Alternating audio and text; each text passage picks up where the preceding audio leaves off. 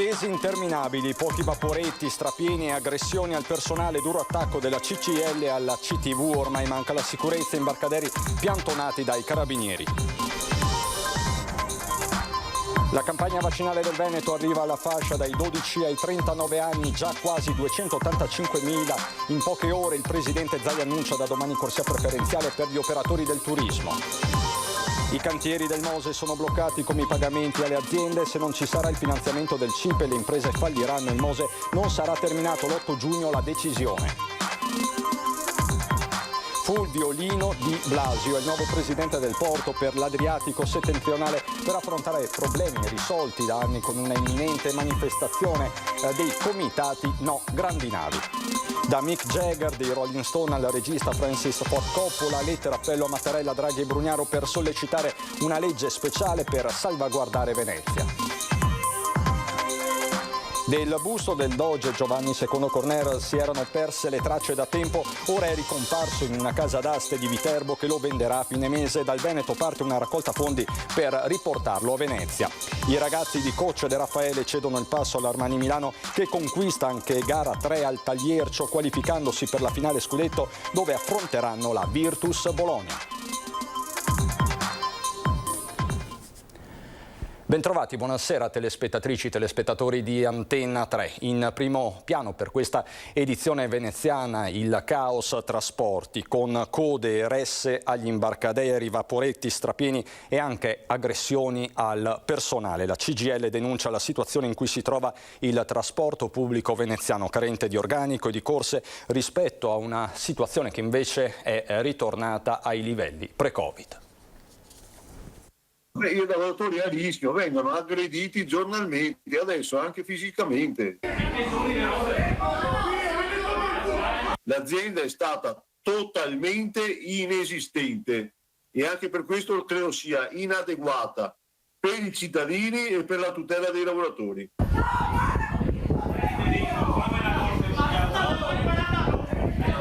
L'attacco della CGIL alla dirigenza CTV è durissimo, ma oramai la situazione è tale che gli imbarcaderi dei vaporetti devono essere piantonati dai carabinieri. Questa era la situazione a Lido la sera del 2 giugno, dove l'attesa per prendere un battello poteva durare ore. Con 50.000 arrivi, a Venezia si era appena conclusa un'altra giornata dalla densità turistica a livelli pre-Covid, ma il trasporto pubblico, denuncia la CGIL, ancora una volta si è trovata a lavorare sotto organico di 70 unità e con in vigore l'orario invernale ridotto. Da un lato non si aumentano i servizi, dall'altro si provano a esternalizzare corse bis ad Ali Laguna, come se questo potesse bastare a rispondere a quella domanda. Ci sono lavoratori a casa stagionali e questi preferiscono esternalizzare delle corse bis inutili, insufficienti, che non risolvono il problema, invece di assumere le persone e dare un servizio decente. Al quarto sciopero in poco tempo e dopo essere stati ricevuti in Consiglio regionale, i sindacati scriveranno anche al Ministro dei Trasporti e del Lavoro perché affermano oramai mancano le condizioni per garantire il servizio alla città. Oggi hanno sospeso la linea 6, hanno sospeso la linea 7, hanno sospeso le corse scolastiche aggiuntive chieste dal governo e dalla Regione Veneto. Però ha funzionato regolarmente la navetta per il salone nautico, cioè per questa dirigenza contano più gli interessi del sindaco che gli interessi dei cittadini. Primo giorno di prenotazioni per i vaccini anti-Covid per i giovani dai 12 ai 39 anni. Alle 17 di oggi pomeriggio le prenotazioni erano già ben 285.000, un vero e proprio boom, e da domani saranno aperti gli slot per gli operatori turistici. Devo ringraziare i ragazzi perché l'ultimo aggiornamento di mezzogiorno ci ha dato 250.000 prenotazioni. Bruciati in poche ore in Veneto gli slot aperti agli under 40. Il presidente Zaia non ha nascosto oggi la sua soddisfazione per questo dato che racconta anche di un tam-tam social nell'esibire il posto prenotato. Gli adolescenti che con sveglia alla mano hanno dimostrato come questa fosse un'opportunità davvero da non lasciarsi scappare. Ragazzi che a 15-16 anni si sono prenotati a mezzanotte e un quarto, mezzanotte e mezza, mezzanotte e 10, mezzanotte e 1 minuto e 2 minuti, c'è stato l'assalto. Quindi i ragazzi stanno dando una prova come si può dire, di civiltà che è unica. Solo 4 regioni in Italia hanno aperto in modalità liberi tutti. In Veneto dal 24 giugno al 4 agosto sono stati messi a disposizione 700.000 posti in agenda. Un numero che, se paragonato alla popolazione target, 1.300.000, fa davvero intravedere la soglia dell'immunità di gregge per il Veneto. L'RT di 0,64 di oggi lo dimostra. La bella notizia è che la nostra incidenza è di 19,4 su 100.000 abitanti, cioè siamo pienamente, abbondantemente in zona bianca. Il passaggio in zona bianca prevederà anche una nuova ordinanza della Regione per definire cosa è consentito fare o meno. Noi l'ordinanza la facciamo. Però insomma, guardate che un bel obiettivo, arrivare per primi sulla zona bianca non è proprio da tutti i giorni. Secondo obiettivo, turismo Covid-free. Da domani la Regione apre slot anche per gli operatori turistici. Vi annuncio che da domani a mezzogiorno apriremo le liste vaccinali con i posti in agenda per gli operatori del turismo. Chi entra, se non trova il proprio codice fiscale, continua la prenotazione e sa che al centro vaccinale firmerà una dichiarazione su un modulo nel quale ci sarà scritto: io, Mario Rossi, dichiaro di lavorare presso l'hotel. Per loro domani sono riservati 9.000 posti, con l'obiettivo di arrivare fino a 50.000. Di pari passo alla campagna vaccinale ha confermato il progressivo svuotamento degli ospedali dai pazienti Covid. Per la vaccinazione degli adolescenti a breve sarà aperto un tavolo di interlocuzione anche con i pediatri, come confermato dall'assessore Lanzarin. Ritorniamo in Laguna, dove i cantieri del Mose sono bloccati, così come i pagamenti alle imprese consorziate. Se non ci sarà il finanziamento del CIPE, le imprese falliranno e il Mose non sarà terminato. Per quello che riguarda il Mose stiamo attraversando una situazione, come sapete, abbastanza difficile. Non è vero che i soldi sono stati ancora svincolati, questo dovrebbe avvenire l'8 di giugno. Eppure i soldi ci sono, 538 milioni di euro dovrebbero essere sbloccati l'8 di giugno dal CIPE e assegnati al Consorzio Venezia Nuova. Se così non fosse, i lavori di completamento del Mose si dovranno arrestare, a dirlo è Cinzia Zincone, provveditore alle opere pubbliche. A partire da quella data, non perché la messa a disposizione di questi fondi faccia una grande differenza sul piano giuridico, ma perché ci può dare una prospettiva rispetto al futuro che in questo momento è estremamente importante per creare anche quel clima di fiducia e quella certezza nella direzione in cui stiamo andando, che in questo clima è assolutamente necessaria. La direzione condivisa al momento dal commissario liquidatore e da tutti i soggetti competenti in questo ambito è quella di continuare in questo momento con le imprese che attualmente lavorano, perché un cambio impresa sarebbe controproducente. Inoltre, prosegue la Zincone, il Mose deve essere finito. Deve essere finito e vorrei che questo avvenisse anche in fretta, come devono essere riprese con energia anche tutte quelle opere complementari che fanno parte del sistema Mose. Questa mattina intanto si è ufficialmente insediato il nuovo presidente del Porto per l'Adriatico settentrionale, si tratta di Fulvio Lino Di Blasio. Fulvio Lino Di Blasio è il nuovo presidente del Porto per l'Adriatico settentrionale. Negli ultimi 3 anni segretario generale del Porto di Taranto, si trova in terra veneziana ad affrontare problemi risolti da molti anni, con una imminente manifestazione di protesta sabato prossimo dei comitati No Grandi Navi contro la partenza di una nave da crociera già in porto. Per il neopresidente non ci sarà nessuna preclusione, il dialogo si dovrà avere anche con loro per una soluzione condivisa. Ritengo che un'amministrazione pubblica come siamo noi debba sentire tutte le voci, il mondo delle istituzioni, il mondo delle imprese, il mondo dei lavoratori, il mondo dei sindacati, il mondo delle associazioni. Con il trasferimento della crocieristica a Marghera, Di Blasio dovrà coniugare le esigenze del porto commerciale con la gestione del turismo. Compatibilizzare il traffico merci con un traffico diciamo di crocieristi, in alcuni casi è stato fatto, ha consentito anche di fluidificare meglio gli accessi e di gestirli, quindi secondo me non abbiamo anche in questo caso una posizione di preclusione. In attesa del progetto per un terminal fuori della laguna, come disposto dal governo, si lavora alle soluzioni provvisorie. I tempi lunghi costringeranno a mantenere il traffico delle grandi navi in bacino San Marco, anche se dovranno per forza di cose, dopo l'era Mose, ad avere un tonnellaggio più piccolo. Un turismo che per Di Blasio dovrebbe adeguarsi. A Copenaghen hanno decretato la fine del turismo come noi lo conosciamo, quindi il passaggio dall'economia del turismo alla visitor economy. Questo è un elemento che secondo me deve far riflettere, perché può veramente attivare delle energie che sono presenti a Venezia e che possono creare una modalità diversa di fruizione del patrimonio artistico. Fa notizia in queste ore, come riporta il quotidiano londinese The Guardian, la lettera appello indirizzata al Presidente della Repubblica Mattarella, al Premier Draghi e al Sindaco di Venezia Luigi Brugnaro per sollecitare l'introduzione di una legge speciale per salvaguardare Venezia. La missiva è firmata da Mick Jagger e dall'attrice premio Oscar Tilda Swinton e da altre 21 persone di spicco del mondo dell'arte e della cultura. Tra i firmatari figura anche il regista Francis Ford Coppola. Tutto nasce dal ritorno delle navi da crociera a San Marco, nonostante un annuncio del governo a fine marzo che vietava a queste navi di entrare in centro storico. L'iniziativa è della Fondazione Venetian Heritage, presieduta da Toto Bergamo Rossi. La Fondazione si è avvalsa dell'aiuto di esperti per redigere i 10 punti essenziali per la sopravvivenza di Venezia, che dovrebbero poi essere sanciti da una legge. E rimaniamo a Venezia per parlare della Biennale. Il presidente Cicutto spiega come la Biennale impiegherà le risorse del Recovery Plan. I soldi saranno spesi solo per investimenti strutturali in grado di qualificare e anche ripopolare la città. Sentiamo.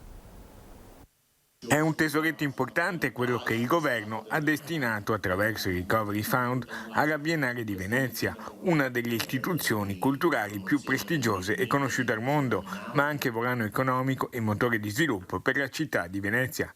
Il presidente della Biennale di Venezia, Roberto Cicutto, spiega come saranno investiti i soldi.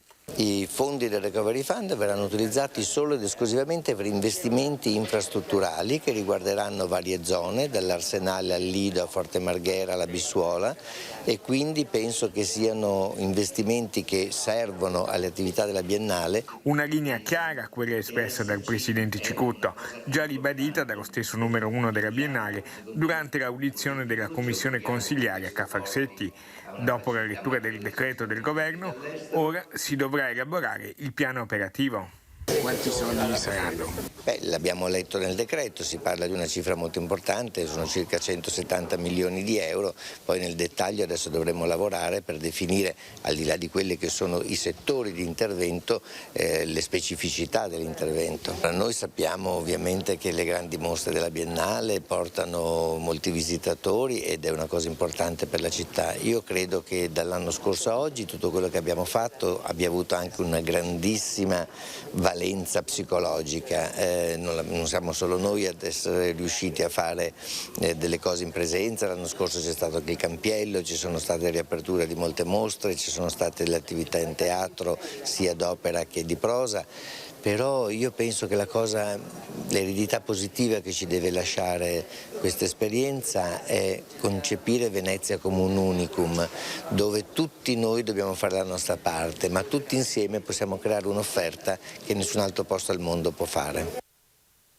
Il garage comunale di Piazzale Roma si è riservato ai soli residenti, dando risposta ai tanti veneziani che chiedono un posto auto. La proposta è del gruppo Tutta la città insieme. La Venezia, che si candida a capitale della sostenibilità, dovrebbe puntare fortemente sulla riduzione dell'arrivo di visitatori in automobile. E proprio in quest'ottica, secondo Tutta la città insieme, l'autorimessa comunale di Piazzale Roma dovrebbe diventare un garage solo per i residenti, arrivando finalmente a rispondere a una domanda forte che finora è rimasta sostanzialmente inascoltata. Visto che adesso il garage comunale mette a bando 220 posti, è il caso forse di pensare a qualcosa di più grande, cioè di pensare a un garage che sia per i residenti. Questo potrebbe portare a una diminuzione di arrivi in città di auto e quindi una riduzione anche di emissioni e di emissioni nocive. E poi potrebbe anche portare finalmente un motivo in più per far crescere residenza a Venezia e per fare in modo appunto che ci siano più motivazioni per rimanere in città. Giovanni Andrea Martini ricorda come siano anni che i veneziani chiedono più posti al comunale. Non è una situazione nuova, ma di certo, secondo Martini, non è stata nemmeno risolta dalla giunta attuale, che oramai governa la città da 6 anni. Naturalmente occorrerà lasciare margine per chi ha urgenze o chi viene a Venezia per lavoro, ma allargare così la platea dei parcheggi permetterebbe di evitarne di costruirne di nuovi, perché questo è il tema un po' anche di questa giunta, quella di costruire continuamente parcheggi. Visto che di spazio ce n'è al comunale, facciamo in modo che i residenti abbiano il loro spazio auto, non costruiamo altri parcheggi, eliminiamo emissioni inutili con turisti che si accalcano e che si attardano in code lungo il Ponte della Libertà, evitiamo così ingorghi, evitiamo emissioni nocive e portiamo un po' di salute e qualità della vita ulteriore a Venezia.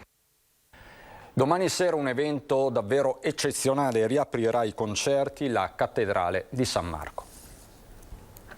Un appuntamento che suggella il ritorno dei grandi concerti nella Basilica di San Marco. È quello che l'orchestra del Teatro La Fenice e il coro proporranno venerdì sera a partire dalle ore 20 nella Cattedrale Marciana. Un omaggio al compositore Igor Stravinsky, che riposa a Venezia nel 50° anniversario della morte, ma anche un appuntamento promosso nell'ambito dei 1600 anni della città. Il primo procuratore Tesserin spera che queste note possano suonare come buon auspicio per i lavori di messa in sicurezza della Basilica dalle acque alte. Un concerto che purtroppo può ospitare pochissimi presenti per il rispetto delle misure imposte, però facciamo un concerto dedicato a Stravinsky in occasione dei 50 anni dalla sua morte e sarà una cosa straordinaria. Molti i significati che si racchiudono dentro questa serata. La serata di domani sia davvero l'avvio per mettere la stessa Basilica in piena sicurezza. Nel mese di maggio appena finito ha avuto ancora delle acque alte. Questo significa che dobbiamo prepararci per la prossima invernata, che le acque alte saranno ancora più presenti. Contiamo sulla capacità del Mose di darci una protezione, però ci rendiamo conto che bisogna che ci sia anche la messa in sicurezza della Basilica. Del busto del Doge Giovanni II Corner si erano perse le tracce da molto tempo. Ora è ricomparso in una casa d'aste di Viterbo che lo venderà a fine mese. Dal Veneto parte una raccolta fondi per riportarlo a Venezia.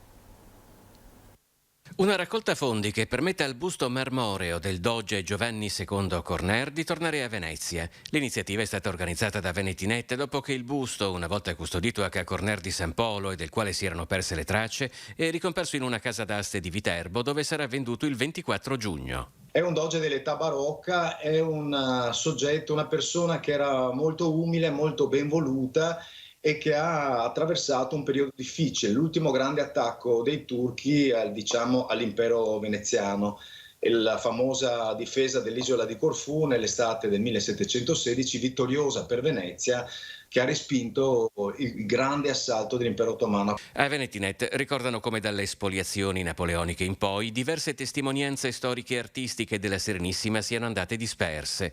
Diverse però potrebbero essere recuperate.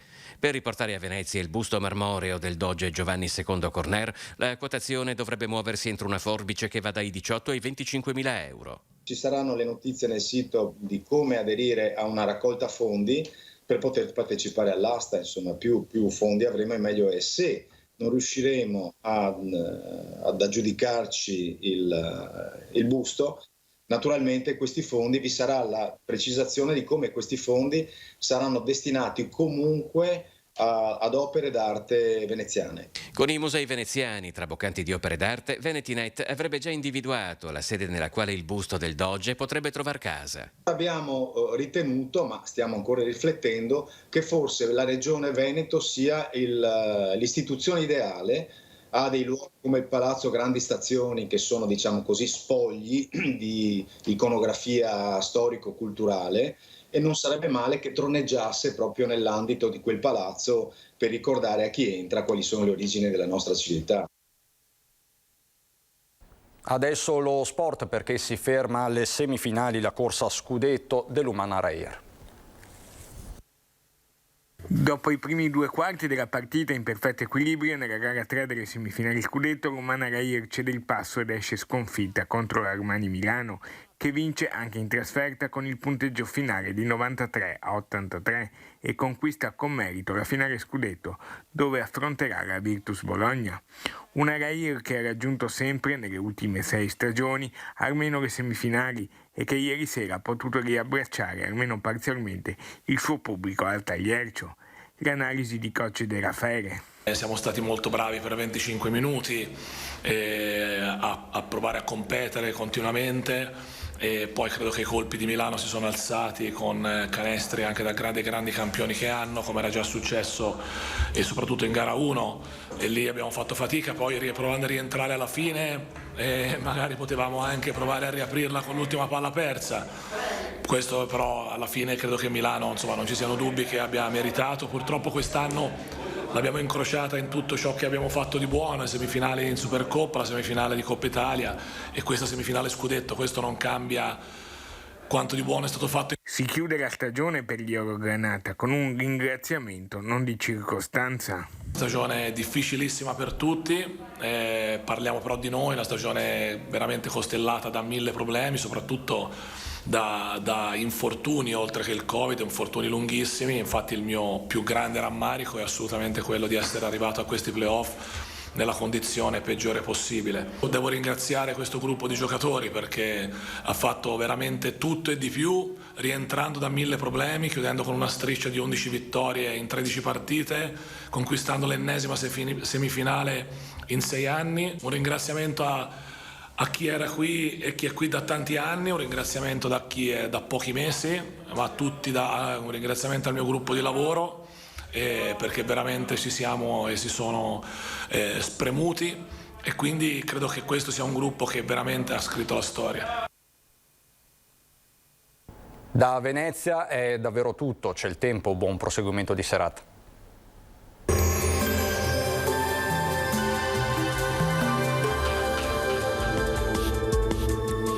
Benvenuti al Meteo. Anticiclone africano e caldo estivo, bel tempo sul nostro territorio, ma con qualche disturbo. Vediamo insieme il dettaglio di venerdì 4 giugno. Sul Veneto sarà soleggiato con cielo poco o parzialmente nuvoloso. In montagna al pomeriggio tempo più variabile con iniziali spazi di sereno alternati ad una nuvolosità crescente che si associerà a qualche acquazzone sparso, possibile localmente fin verso le zone pianeggianti. Temperature in aumento, minime tra 13 e 17 gradi, valori massimi compresi invece tra i 24 e i 30 gradi all'incirca. Ci spostiamo ora sul Friuli Venezia Giulia, anche qui tanto sole, in questo caso nelle ore centrali della giornata avremo temporali sui rilievi. Temperature minime tra 15 e 17 gradi, massime sui 25 e 26 gradi. Infine uno sguardo alla situazione del Trentino Alto Adige, dove inizialmente avremo bel tempo, a seguire non si escludono dei rovesci a carattere sparso. Temperature minime intorno ai 14 gradi, massime infine sui 30 gradi all'incirca. Dal meteo di Antenna 3 per ora è tutto, grazie per l'attenzione e arrivederci al prossimo aggiornamento.